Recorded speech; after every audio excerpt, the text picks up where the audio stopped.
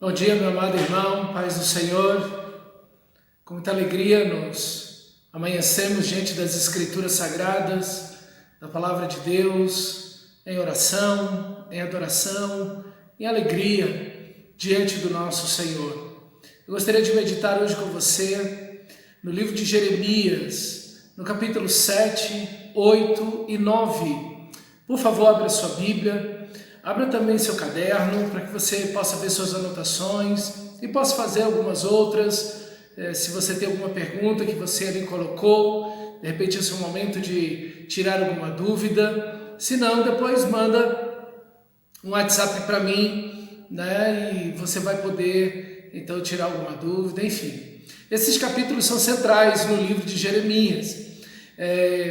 Nesse texto do capítulo 7, 8 e 9, na realidade é uma profecia única, apesar de vários capítulos, porque as profecias, a divisão dos capítulos não respeitam as profecias. Então, às vezes, uma profecia pode levar 5 capítulos, ou 1 capítulo, ou 10 capítulos, enfim, ou 3 capítulos.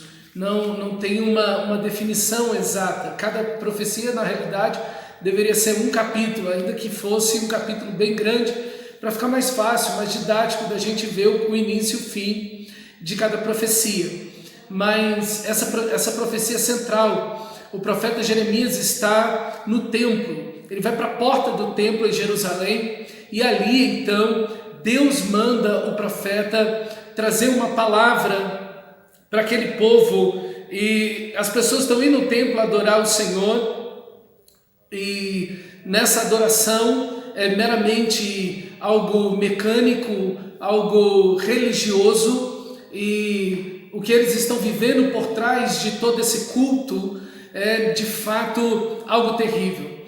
Para você entender como acontece a situação, os pastores de Israel, e quando eu falo os pastores de Israel aí, eu estou falando dos sacerdotes e dos profetas e também dos reis, mas os pastores espirituais de Israel, os sacerdotes e profetas, eles deveriam ser aqueles que iriam alimentar o povo com a palavra de Deus, iriam corrigir o povo, iriam direcionar o povo de Deus. Eles iriam também ser o modelo e o padrão para aquela nação, né? Para Judá, no caso aqui, porque é o reino do sul, o reino do norte já foi levado para a Síria. Eles deveriam disciplinar, defender, de fato trazer unidade e alimentar o povo com a palavra de Deus. Mas o que eles fizeram?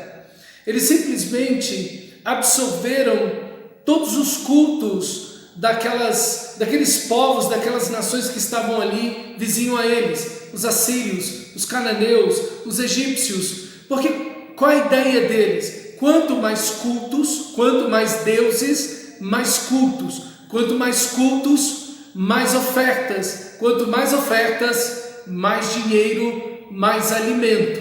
Então essa era a jogada deles, e obviamente o que eles fizeram foi também permanecer com culto ao Senhor, onde eram entregues dízimos, ofertas, e encheram o templo do Senhor desses outros deuses.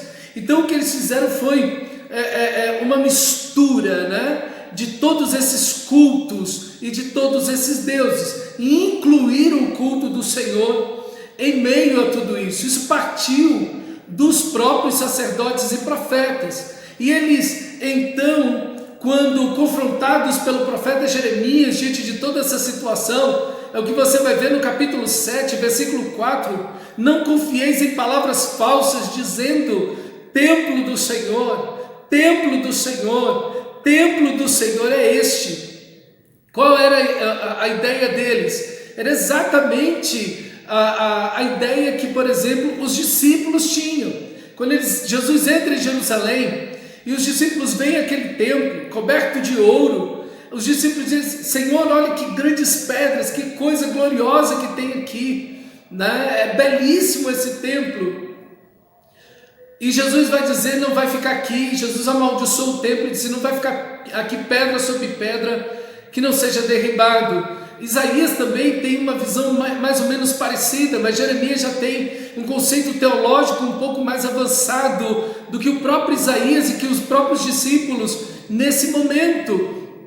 Porque Isaías também, quando Deus diz que vai destruir o templo, ele disse: mas Senhor, ali no templo é o teu culto, as ofertas são trazidas, e a resposta de Deus é: eu estou sendo buscado por um povo que não é chamado pelo meu nome, que não me conhece, isso é, os gentios precisam de mim, e Israel está me esnobando, está zombando de mim. E é justamente o que acontece aqui nesse contexto. Israel abandona o Senhor, Israel volta as costas para o Senhor, e infelizmente os sacerdotes e os profetas, é outro ditado que vai aparecer no capítulo 8, curam superficialmente a ferida do meu povo, dizendo: paz, paz, quando não há paz. Esses dois ditados aparecem no livro algumas vezes.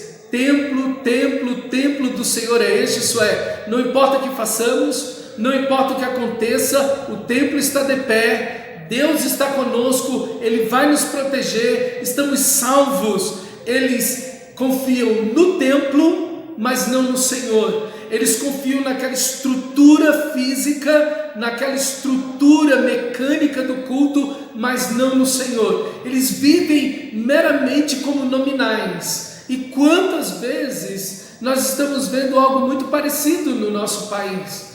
Quantas vezes estamos vendo pessoas que confiam na oração, que confiam naquele lugar consagrado a Deus, o templo de Salomão, e algumas outras ideias como o monte, o lugar sagrado, a oração do superungido, e acham que esses elementos religiosos, acreditam que esses elementos que são espirituais por demais vão protegê-los, vão guardá-los. Enquanto isso, eles podem viver uma vida completamente entregue ao pecado, e é justamente isso que Jeremias vai denunciar. Deus vai denunciar isso através de Jeremias.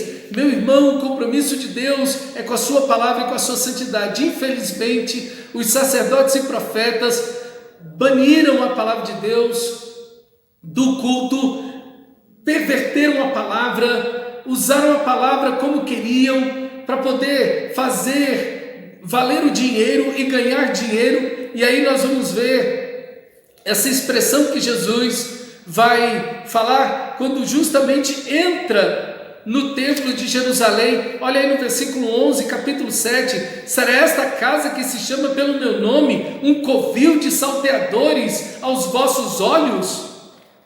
Eis que eu mesmo vi isso, diz o Senhor. Essa expressão é usada pelo nosso Senhor Jesus justamente quando ele entra no templo. Lá em Jerusalém: vocês fizeram da casa do meu pai um covil de ladrões. Ele está citando esse momento. E é justamente isso que os sacerdotes fizeram do culto na época de Jesus, o centro do culto, dinheiro. O tema era dinheiro, tudo girava em torno do dinheiro, havia um dinheiro específico para o templo, tudo era voltado para se ganhar dinheiro, para que as pessoas dessem dízimos e ofertas, e sempre movidos pela fé. Dê, porque Deus vai reproduzir o seu rebanho, Deus vai te dar uma boa colheita, enfim, sempre voltado para essa ideia do toma lá, dá cá, do dá para ser abençoado. E isso não é novidade na nossa nação, infelizmente isso não é novidade na igreja evangélica brasileira. É uma realidade triste e cruel que se repete, e aqui está diante dos nossos olhos. E Deus vai dizer: olhem lá para o reino do norte, as 10 tribos, olha lá, eu escolhi Siló primeiro para lá habitar no tabernáculo, onde Samuel estava, lá em Siló. Olha como está tudo lá, tudo em ruínas, tudo destruído. Do mesmo jeito que aconteceu lá, vai acontecer aqui. Meus irmãos, quando alguém perverte a graça de Deus e usa a graça de Deus para fazer dinheiro, para benefícios financeiros ou sexuais, olha, vai se encontrar com a própria ira de Deus. Porque nesse texto sagrado, Deus vai, como castigo de tudo isso, os ossos desses homens serão desenterrados e serão lançados como esterco pelos babilônicos. Veja, Deus está totalmente irado contra essa situação. Deus está contra todo aquele que perverte a sua palavra. Deus está comprometido com a sua palavra. Não é com o que o profeta sonhou ou acha, não é com o que eis que te digo, não é com o recado que alguém tem para dar. Deus está comprometido com a sua palavra, e porque o povo de Israel abandonou a palavra dele, Deus vai destruir a nação de Judá e vai sobrar apenas o restante. Por quê? Porque os profetas e os sacerdotes, os pastores da nação de Israel, no lugar de pregar a palavra de Deus, abandonaram a palavra para ensinar e curar superficialmente a ferida do povo, ensinando meramente uma religiosidade vazia aqui no meio da nação de Israel. Infelizmente, irmãos, essa era a situação. Venderam a nação por dinheiro e simplesmente o que queriam era produzir dinheiro, bens para si mesmo, e não o culto, a verdadeira adoração ao Senhor. E aí então Deus diz para o profeta: não interceda por esse povo, não ore por eles, não porque Deus não quer perdoá-los, mas porque eles não vão se arrepender. Chega a um ponto de tão profundo pecado a nação de Judá, que fez muito pior do que a nação de Israel, o reino do norte. Eles cometeram tantos pecados, eles se envolveram em tantas trevas, de forma tão profunda, que eles não conseguiam mais voltar do pecado. Para você ver aí no versículo 16 em diante, as famílias estão envolvidas no culto à rainha dos céus. Provavelmente aqui uma alusão a Star, que era uma deusa da fertilidade, era uma estrela que na realidade é um planeta Marte, e que eles cultuavam e faziam bolos em forma de mulher, de lua ou de estrelas. E esses cultos, eles eram prestados nos montes onde tinham árvores, em todo lugar que tinha árvore, então ali se cultuavam essas deusas com esses bolos. As crianças e os jovens pegavam a lenha, os pais acendiam o fogo, as mães com as filhas faziam esses bolos com essas imagens e levavam então a família inteira para cultuar essa deusa da fertilidade. E debaixo dessas árvores, nesses cultos, as crianças vendo, os adolescentes vendo, e os homens e mulheres se prostituindo, tendo relações sexuais ao ar livre. É o que acontecia nesses cultos. E Deus então vê que todas as famílias, gerações inteiras, contaminadas pelo pecado desses cultos, abandonaram ao Senhor para sua própria vergonha, é o que diz o Senhor. E Deus então: eis que a minha ira, diz o versículo 20, e o meu furor se derramarão sobre este lugar, sobre os homens e animais, sobre as árvores do campo, sobre os frutos da terra, arderão sem apagar. E infelizmente é o que nós vemos ali: o culto aos prazeres, o culto ao sexo, o culto ao dinheiro.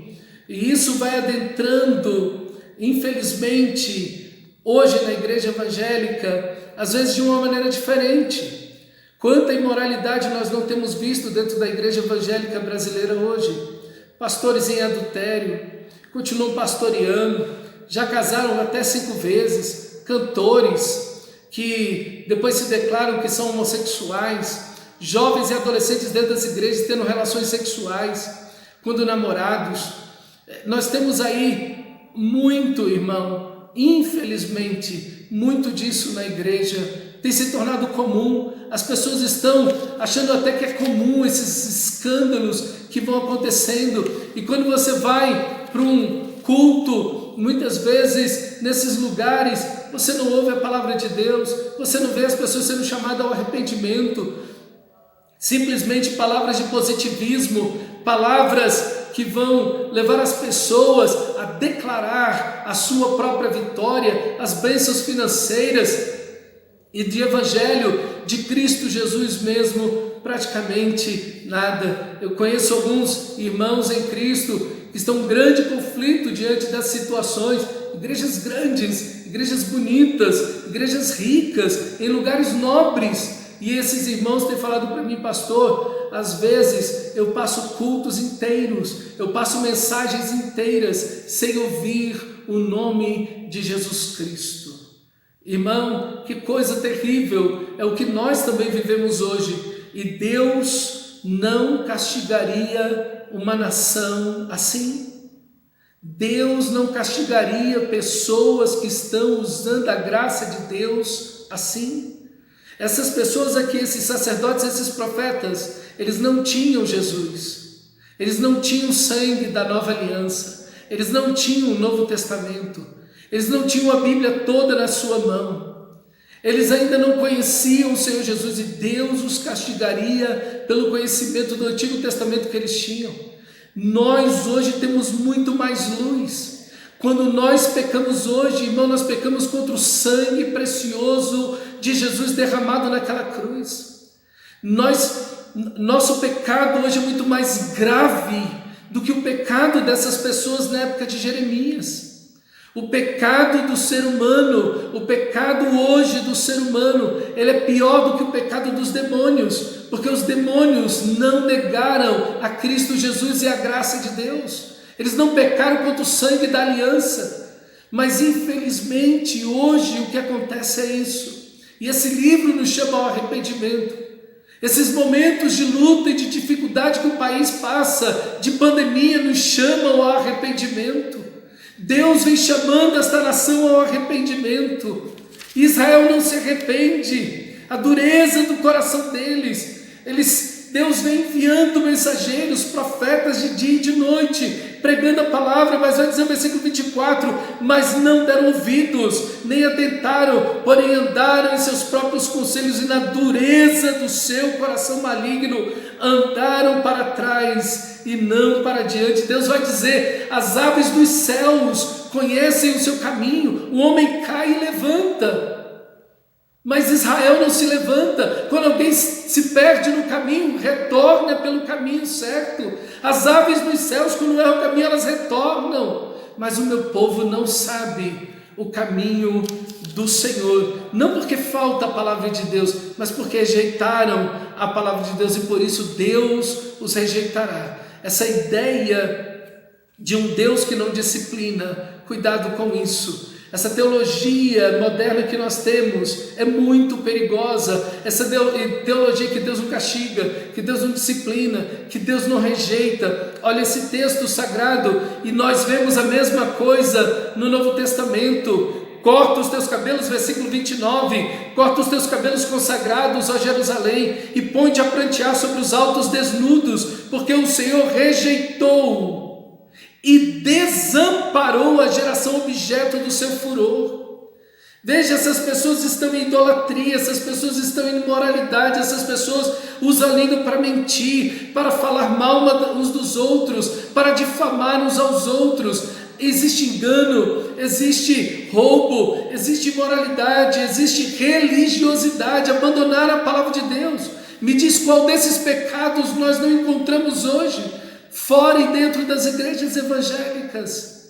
Meu irmão, que você e eu nos arrependamos diante de Deus, que nos arrependamos de toda religiosidade, de toda frieza espiritual, do desleixo com a palavra de Deus. Esse é o ponto, onde Deus vai dizer para o povo de Israel, aqui é que vocês caíram, quando vocês abandonaram a minha palavra e deixaram a minha palavra.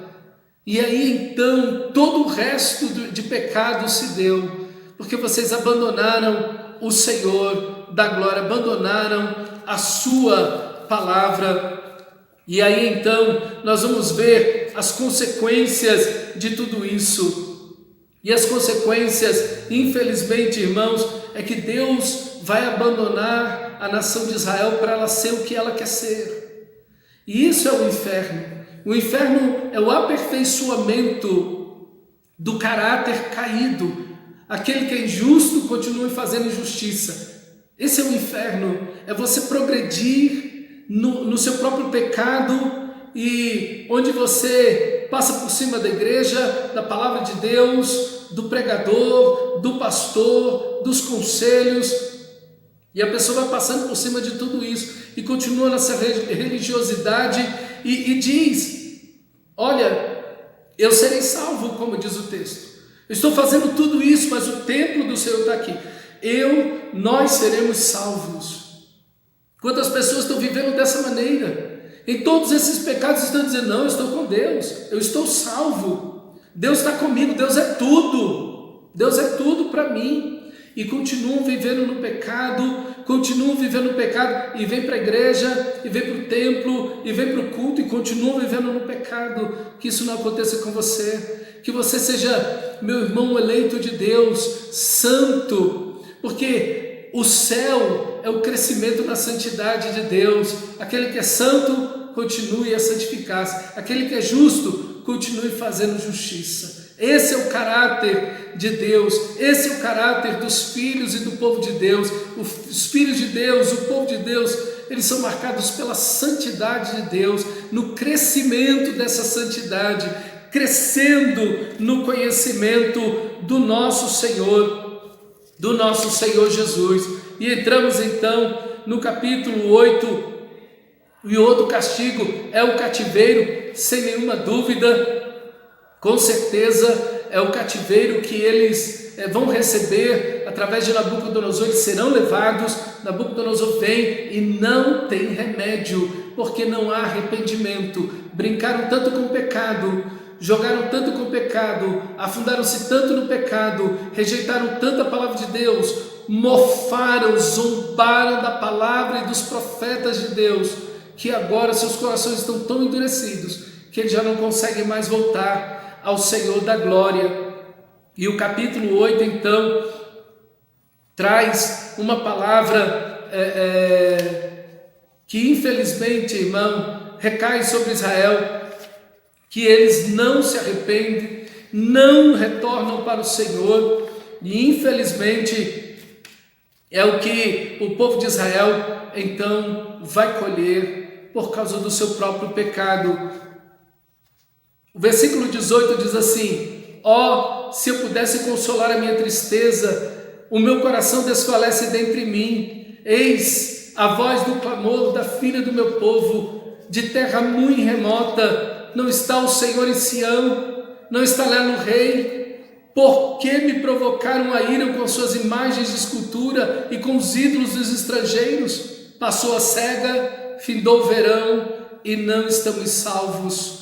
E aí então Jeremias se dobra, chora profundamente. Esse é o profeta de muitas lágrimas. Assim deve ser a igreja. A igreja não deve se envolver no pecado, a igreja deve lamentar o pecado, a igreja deve caminhar em santidade, a igreja deve banir o pecado do seu meio e viver em santidade, conhecer o Senhor, amar o Senhor e lamentar diante de um povo que está pecando e pregar a palavra de Deus. Assim deve estar o seu coração como Jeremias. E como precisamos de profetas como Jeremias, como a igreja precisa ser um profeta na sua geração e em cada geração como Jeremias, pregando arrependimento, revelando Deus, chamando as pessoas a voltarem-se ao Senhor, mas de todo o coração, livrando as pessoas, o povo, tanto da igreja quanto aqueles que ainda não são cristãos, livrando-os da religiosidade, chamando-os a conhecer o Senhor. E aqui está aquela expressão: acaso não há bálsamo em Gileade? Essa expressão é interessante porque Gileade era uma produtora de uma resina, de uma árvore justamente chamada bálsamo, e essa resina era usada como medicamento. E a pergunta justamente é essa: não há bálsamo em Gileade, não há cura para o meu povo, e há cura, mas o povo não quer a cura, o povo quer continuar na imoralidade, o povo quer continuar na idolatria. E se existe algo que produz ira profunda da parte de Deus, meu irmão, é a idolatria. A idolatria é você colocar o dinheiro, colocar os prazeres, colocar-se a si mesmo, colocar status, o emprego, o diploma, qualquer coisa na frente de Deus em primeiro lugar. Isso suscita a ira de Deus, porque Deus é o Todo-Poderoso, Ele é o Senhor, o Criador de todo o universo, mas Ele também é aquele que te salvou, aquele que te comprou com o sangue do seu Filho. Não é dele o primeiro lugar na sua vida, não merece Ele ser o primeiro e o único e amado de todo o coração, por mim e por você. Como vamos colocá-lo em algum canto na nossa vida que não seja o primeiro lugar, primeiro e único, sem rival algum? Ele, o Senhor da nossa vida, viver por Ele, estudar, trabalhar, casar por Ele, por meio dEle, para a glória dEle. Esse é o chamado da igreja, é isso que devemos fazer. E no capítulo 9, então, vemos Jeremias. Ele continua lamentando e Jeremias enxerga o pecado do povo. Jeremias não está cego. Quantos crentes às vezes ficam tentando tampar o sol com a peneira? A pessoa está na imoralidade, a pessoa está na idolatria, a pessoa não nasceu de novo e fica tentando tampar. Não, olha, uma vez eu vi uma pessoa, que infelicidade, aquela pessoa disse. Eu falei, seus filhos estão na igreja, como é que estão? Não, meus filhos estão desviados, eles estão de férias de Deus. E rindo. Oh, meu Deus, que coisa triste, uma pessoa que se diz pastor e fala uma coisa dessa. Não, meus filhos estão de férias de Deus.